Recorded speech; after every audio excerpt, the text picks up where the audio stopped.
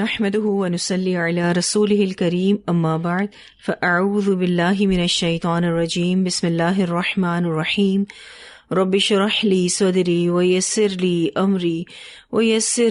امري واحلل عقدة من لساني يفقهوا قولي رب زدني علما اللهم فقهنا في الدين اللهم إنا نسألك الصحة والعفة والأمانة وحسن الخلق ورضا بالقدر اللهم إنا نسألك حبك وحب من يحبك والعمل الذي يبلغنا حبك اللهم ارزقنا اخلاص الہی آمین۔ لیسن نمبر 114 سورہ یونس آیت نمبر 21 سے لے کر 30 تک انشاءاللہ۔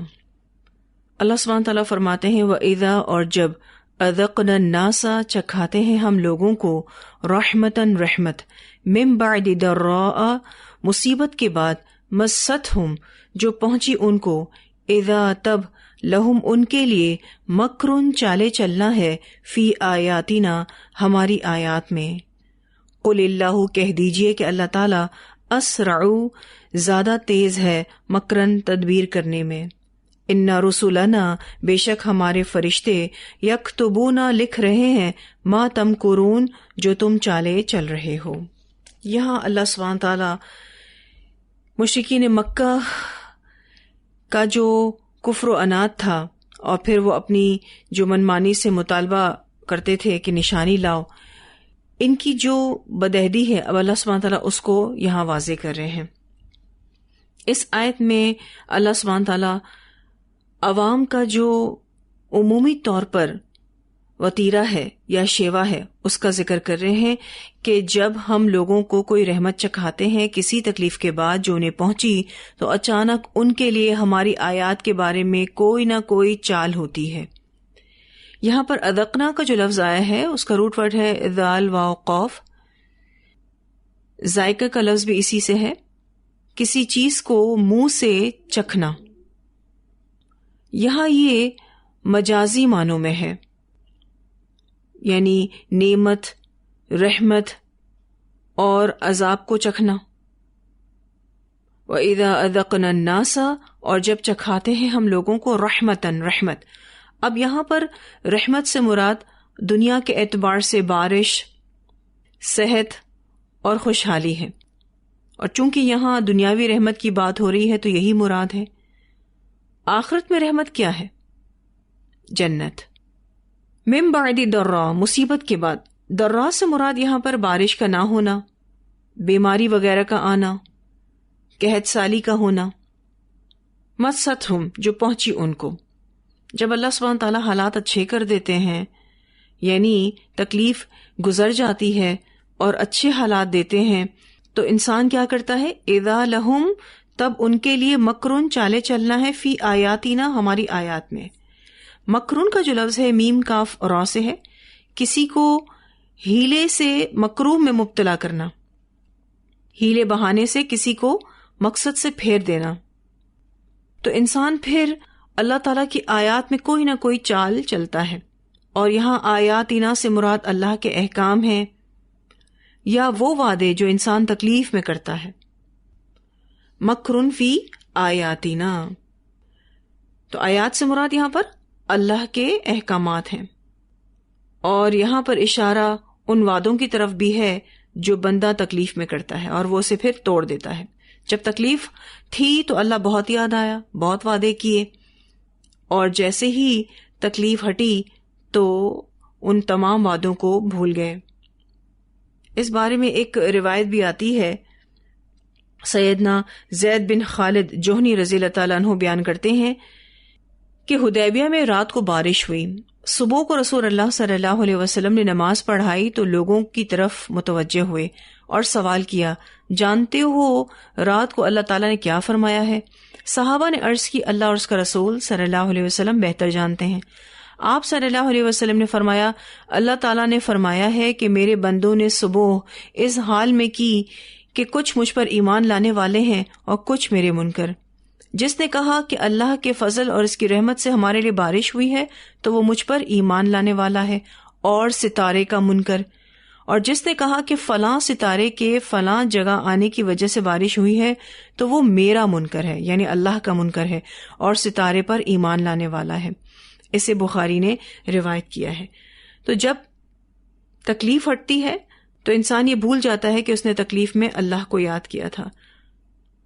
وہ کہنے لگتا ہے کہ یہ مسئلہ تو میرا فلاں کی وجہ سے ہٹا، جیسے کہ اس حدیث میں ہم نے پڑھا کہ یہ بارش فلاں ستارے کی وجہ سے ہوئی. تو جب تکلیف ہٹے تو اللہ کا شکر ادا کرنا چاہیے، اور جب تکلیف آئے تو اللہ ہی کو پکارنا چاہیے. یہ زندگی کا امتحان ہے، اور شکر صرف زبان سے ادا نہیں ہوتا بلکہ عمل سے بھی ادا ہوتا ہے، اور عملی شکر ہی اہمیت رکھتا ہے. تو یہ زندگی امتحان ہے. اس دنیا میں آنے والی خوشحالی بھی امتحان اور بدحالی بھی امتحان ہے. دیکھا یہ جاتا ہے کہ انسان کیا عمل کرتا ہے. تو اللہ سبحانہ تعالیٰ فرماتے ہیں اذا لہم مکر فی آیاتنا، قل کہہ دیجئے اللہ تعالیٰ اسرع مکرن، زیادہ تیز ہے تدبیر کرنے میں. اللہ سبحانہ تعالیٰ زیادہ تیز ہے تدبیر کرنے میں، یعنی جوابی کارروائی کرنے میں، ان کی ہیلا جوئی پر سزا دینے میں. پھر اللہ سبحانہ تعالیٰ اس بات سے بھی ڈرا رہے ہیں کہ ہم ہر چیز کو لکھ رہے ہیں. اِنَّ رُسُلَنَا يَكْتُبُونَ مَا تَمْكُرُونَ، بے شک ہمارے فرشتے لکھ رہے ہیں جو تم چالے چل رہے ہو. اور یہاں پر فرشتوں سے مراد کرامن کاتبین ہیں. ٹھیک ہے جی، اشارہ کرامن کاتبین کی طرف ہے. تو انسانوں کے عام رویوں کا ذکر ہے اس آیت میں. تکلیف کے بعد جب اللہ اپنی رحمت سے نوازتا ہے تو وہ شکر ادا نہیں کرتا. اور یہ ساری باتیں ریکارڈ ہو رہی ہیں. اللہ سبحانہ تعالیٰ سب ہی کی ریکارڈنگ کر رہے ہیں کہ کون تکلیف میں کیا کرتا ہے اور خوشی میں کیا کرتا ہے. پھر اللہ سبحانہ تعالیٰ فرماتے ہیں هو الذی، اللہ وہ ذات ہے جو یسیرکم چلاتا ہے تم کو فی البر، خشکی میں، والبحر اور سمندر میں. اللہ ہی کی ذات ہم کو چلنے کی طاقت دیتی ہے اور سفر پر آمادہ کرتی ہے. تو چلنا پھرنا حرکت کی علامت ہے. بھاگ دوڑ کی طاقت ملنا، اسی طرح سے کام کاج کی طاقت ملنا، صحت کا ہونا، مال کا ہونا، یہ سب خوشحالی کی علامت ہے. یہ اللہ کی بہت بڑی نعمت ہے. دیکھیے، موومنٹ انسان میں تب ہوتی ہے جب اس کے اندر جوش اور زندگی ہوتی ہے. تو یہ چلنا پھرنا جوش اور زندگی کی علامت ہے. بہت بڑی نعمت ہے اللہ تعالیٰ کی. ہم ان نعمتوں کو ریکگنائز نہیں کرتے، ہم ان نعمتوں کو نہیں پہچانتے، ہمیں ان نعمتوں کا احساس نہیں ہوتا. جب یہ نعمتیں ہمارے پاس سے جاتی ہیں تب ہمیں اس چیز کا شدت سے احساس ہوتا ہے. ہم بعد میں اس کو ریئلائز کرتے ہیں کہ ہم کتنے آرام سے چلتے پھرتے ہیں. ہمارے لیے موومنٹ کرنا کتنا آسان ہے. الحمدللہ جب یہ نعمت ہمارے پاس سے جاتی ہے تو ہمیں اس بات کا شدت سے احساس ہوتا ہے. تو ہم ان نعمتوں کو اہمیت نہیں دیتے، ہم ان نعمتوں کا شکر ادا نہیں کرتے، یا اس لیول کا شکر ادا نہیں کرتے. ہم سب کو چاہیے کہ جب ہم آرام سے چلیں پھریں تو ہمیں اللہ کا شکر ادا کرنا چاہیے. ہمارا اٹھنا، ہمارا بیٹھنا کمفرٹیبلی بہت بڑی نعمت ہے. الحمدللہ. تو اللہ سبحانہ تعالیٰ فرماتے ہیں هو الذی یسیرکم فی البر والبحر، حتیٰ یہاں تک کہ اذا کنتم جب ہوتے ہو تم فی الفلک کشتی میں، وجرینا اور وہ چلتی ہے بہم ساتھ ان کے، یعنی ان لوگوں کے ساتھ، بریحن ساتھ ہوا، طیبتن عمدہ کے، وہ فرحو اور وہ خوش ہو جاتے ہیں بہا ساتھ ان کے. جب کشتی کو موافق ہوا ملتی ہے تو کشتی میں بیٹھے لوگ بہت خوش ہوتے ہیں. ویسے بھی آپ دیکھیے کہ جو چیز آپ کے مقصد اور فائدے کے موافق ہوتی ہے تو وہ آپ کو اچھی لگتی ہے. تو جب کشتی کو بھی ہوائیں موافق ملتی ہیں تو سفر جلدی ختم ہو جاتا ہے اور انسان موافق ماحول سے خوش ہوتا ہے، اس کا موڈ اچھا ہوتا ہے. تو اللہ سبحانہ تعالیٰ فرماتے ہیں جب یہ کشتی بہت سموتھلی چل رہی ہوتی ہے تو وہ خوش ہوتے ہیں. جاءتھا آ جاتی ہے ان کے پاس، یعنی ان سواریوں کے پاس، ریحٌ ہوا، عاصف شدید، یعنی توڑنے والی ہوا. عاصف کہتے ہیں طوفانی ہوا کو، توڑنے والی ہوا کو. وجاءہم الموج اور آ جاتی ہے ان کے پاس موج، یعنی سواریوں کے پاس پھر موج آ جاتی ہے. من کل مکان، ہر طرف سے. پھر جب ان کشتیوں پر سخت تیز ہوا آ جاتی ہے اور ان پر ہر جگہ سے موج آ جاتی ہے. وَظَنُّوا اور وہ سمجھتے ہیں انہم کہ بے شک وہ احیط بہم گھیر لیا گیا ان کو. جب وہ ان کو گھیرنے لگتی ہے تو انسان خود کو بے بس محسوس کرتا ہے. ایسے وقت میں وہ کرتے کیا ہے؟ دعوا اللہ پکارتے ہیں اللہ کو، مخلصین خالص کرتے ہوئے، لہ الدین اس کے لیے دین کو. ایسے وقت میں وہ صرف اور صرف اللہ کو خالص ہو کر پکارتے ہیں. دعوا اللہ مخلصین لہ الدین، یعنی وہ شخص فطرت پر آ جاتا ہے، خلوص سے دعائیں کرنے لگتا ہے. لئن البتہ اگر تو نے انجیتنا نجات دی ہم کو، یعنی پھر وہ یہ کہتا ہے کہ البتہ اگر اللہ تعالیٰ تو نے ہمیں نجات دی، من ہذہ اس سے یعنی اس طوفان سے، لنکونن البتہ ہم ضرور ہو جائیں گے، من الشاکرین شکر گزاروں میں سے. اللہ سبحانہ تعالیٰ اگر آپ ہمیں اس طوفان سے نجات دے دیں گے تو ہم ضرور شکر کرنے والے ہوں گے. اب یہاں پر عام انسانوں کی بدعہدی کا ذکر کیا جا رہا ہے کہ جب اچھے حالات ہوتے ہیں تو وہ بہت زیادہ اپنے آپ کو دنیا میں مگن کیے ہوئے ہوتا ہے اور بہت کمفرٹیبلی اپنی زندگی کو گزار رہا ہوتا ہے، کیونکہ بہت ہی زیادہ اس کو موافق ماحول ملا ہوا ہوتا ہے. وہ بہت خوش ہوتا ہے، اس کا موڈ بہت اچھا ہوتا ہے، اسے سب چیزیں اچھی لگ رہی ہوتی ہیں. لیکن جیسے ہی اس کی زندگی میں کوئی ٹف ٹائم آتا ہے، کوئی مشکل وقت آتا ہے، تو اسے اس بات کا احساس ہو جاتا ہے کہ اللہ کے سوا کوئی مجھے اس مشکل سے نہیں نکال سکتا. پھر وہ اللہ تعالیٰ کو خالص ہو کر پکارنے لگتا ہے اور دل ہی دل میں یہ وعدہ بھی کرتا ہے کہ اللہ تعالیٰ اگر آپ نے مجھے اس طوفان سے بچا لیا تو اب میں شکر گزاروں میں سے ہوں گا. تو کیا ہم تکلیف میں اللہ کو نہیں پکار سکتے؟ پکار سکتے ہیں، پکارنا بھی چاہیے. ٹھیک ہے، یہاں ایسا نہیں کہا جا رہا کہ آپ تکلیف میں اللہ کو نہیں پکار سکتے. ٹھیک ہے، کوئی اس کا یہ معنی نہ لے کہ اللہ تعالیٰ اس کو یہ کہہ رہے ہیں کہ جی تکلیف میں آپ اللہ کو نہیں پکارو. یہاں پر ہرگز یہ مطلب نہیں ہے، بلکہ یہاں یہ سکھایا جا رہا ہے کہ ہر حال میں اللہ کو یاد کرنا ہے. جب اللہ تعالیٰ اچھے حالات دے اس میں بھی اللہ کو یاد کرنا ہے، اور جب مشکل آئے تو اس میں بھی اللہ تعالیٰ کو یاد کرنا ہے. کیونکہ انسان مختلف حالات میں کیا کرتا ہے وہ یہاں بتایا جا رہا ہے.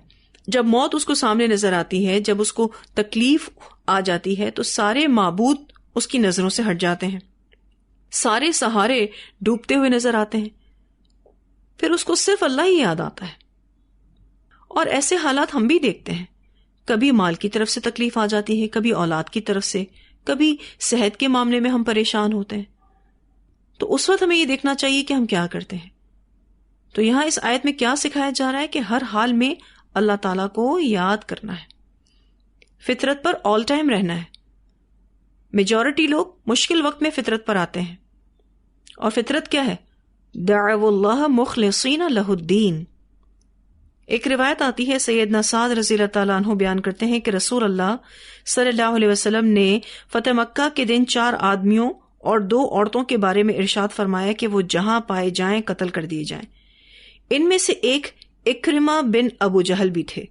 اکرمہ نے جب یہ سنا تو سمندر کے راستے سے راہ فرار اختیار کی، یعنی وہ سمندر کے راستے سے بھاگنا چاہتے تھے.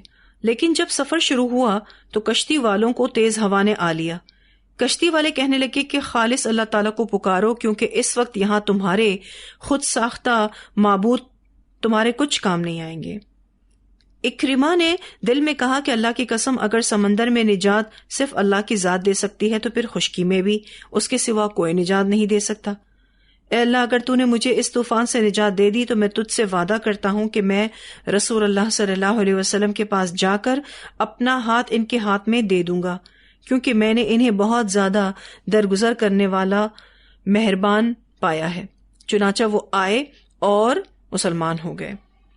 اسے سنن نسائی نے روایت کیا ہے. انہیں یہ امید تھی کہ جیسے یہ نبی اکرم صلی اللہ علیہ وسلم کے پاس جائیں گے اور معافی مانگیں گے تو اللہ کے رسول صلی اللہ علیہ وسلم ان کو معاف کر دیں گے. یعنی یہ بھی جانتے تھے بہت اچھے سے کہ نبی اکرم صلی اللہ علیہ وسلم بہت زیادہ درگزر کرنے والے اور مہربان ہیں. تو اس روایت سے کیا پتہ چلتا ہے کہ انسان تکلیف میں فطرت پر پلٹتا ہے.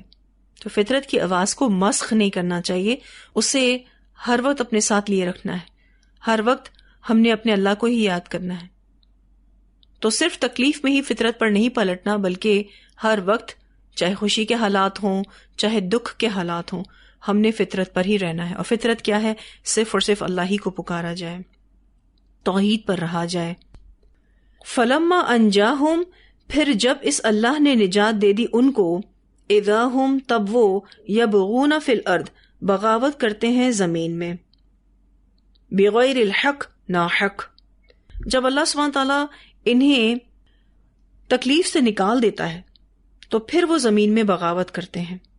یہاں پر یبغون کا جو لفظ ہے با غین یا سے ہے، اس کا معنی ہوتا ہے چاہنا. اچھا، یہ لفظ اچھے اور برے دونوں معنی میں استعمال ہوتا ہے.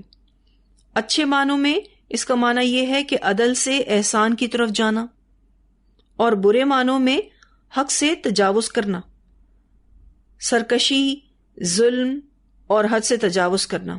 اور یہاں یہی مراد ہے، یعنی یہاں برے معنوں میں آیا ہے. جب اللہ سبحانہ تعالیٰ اس تکلیف سے لوگوں کو نجات دے دیتا ہے تب وہ زمین میں ناحق بغاوت کرتے ہیں، سرکشی کرتے ہیں، ظلم کرتے ہیں، اپنی حدوں کو پار کرتے ہیں. یا ایھا الناس، اے لوگوں، انما بے شک بغیکم، تمہاری بغاوت، علی انفسکم، تمہاری جانوں ہی پر ہے، یعنی تمہاری بغاوت کا وبال تمہاری جانوں پر ہی آئے گا. 3 چیزیں انسان کی طرف پلٹ کر آتی ہیں: ظلم، فریب اور دغا. اچھا، فریب کہتے ہیں کسی کو غافل پا کر اس سے اپنا مقصد حاصل کرنا، اور دغا کہتے ہیں کہ زبانی دوستی کا دم بھرنا اور وقت پڑنے پر دھوکہ دے دینا. تو یہ 3 چیزیں انسان کی طرف پلٹ کر آتی ہیں: ظلم، فریب اور دغا. تو جیسا کرو گے ویسا بھرو گے. انسان جب کسی کے ساتھ کچھ بھی کر رہا ہوتا ہے نا، تو وہ اس بات کو بھول جاتا ہے کہ وہ کسی اور کے ساتھ نہیں بلکہ خود اپنے ساتھ ہی کر رہا ہے. یعنی اگر ہم کسی کے ساتھ اچھا کر رہے ہیں تو انشاءاللہ ہمارے ساتھ اچھا ہوگا، اگر ہم کسی کے ساتھ برا کر رہے ہیں تو ہمارے ساتھ ہی برا ہوگا. تو اس بات کو بھولنا نہیں چاہیے کہ ہم جو دوسرے لوگوں کے ساتھ کر رہے ہیں وہ کل ہم پر ہی پلٹ کر آئے گا. احسان کریں، احسان پلٹ کر آئے گا. قرآن پاک میں سورہ رحمان میں اللہ سبحانہ تعالیٰ فرماتے ہیں، هل جزاء الاحسان الا الاحسان، احسان کا بدلہ سوائے احسان کے کچھ اور ہو ہی نہیں سکتا. اسی طرح سے آپ انشاءاللہ آگے پڑھیں گے، ان احسنتم احسنتم لانفسکم، اگر تم اچھا کرو گے تو اچھا تمہارے ساتھ ہی ہوگا. سورہ اسراء میں آتا ہے یہ. تو یہاں اللہ سبحانہ تعالیٰ فرماتے ہیں، یا ایھا الناس انما بغیکم علی انفسکم، اے لوگوں، تمہاری بغاوت کا وبال تمہاری جانوں پر ہی آئے گا. متاع الحیات الدنیا، اٹھا لو فائدہ دنیا کی زندگی کا. یعنی بغاوت کی یہاں وجہ بتائی جا رہی ہے دنیا کی محبت، دنیا کے حقیر فائدوں کا حصول. ثم الینا، پھر ہماری طرف، مرجعکم، لوٹنا ہے تمہارا، تمہیں آنا تو ہمارے پاس ہی ہے، کوئی اور پلٹنے کی جگہ جو نہیں. فننبئکم، پھر ہم بتائیں گے تم کو، بما کنتم تعملون، ساتھ اس کے جو تھے تم عمل کرتے.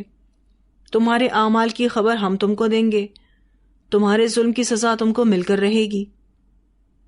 دیکھیں، جو شخص ہر ایک سے نیکی کرنا چاہتا ہے تو وہ یہ دیکھتا ہے کہ میری ذات، رویے یا عمل سے کسی کو تکلیف تو نہیں ہو رہی.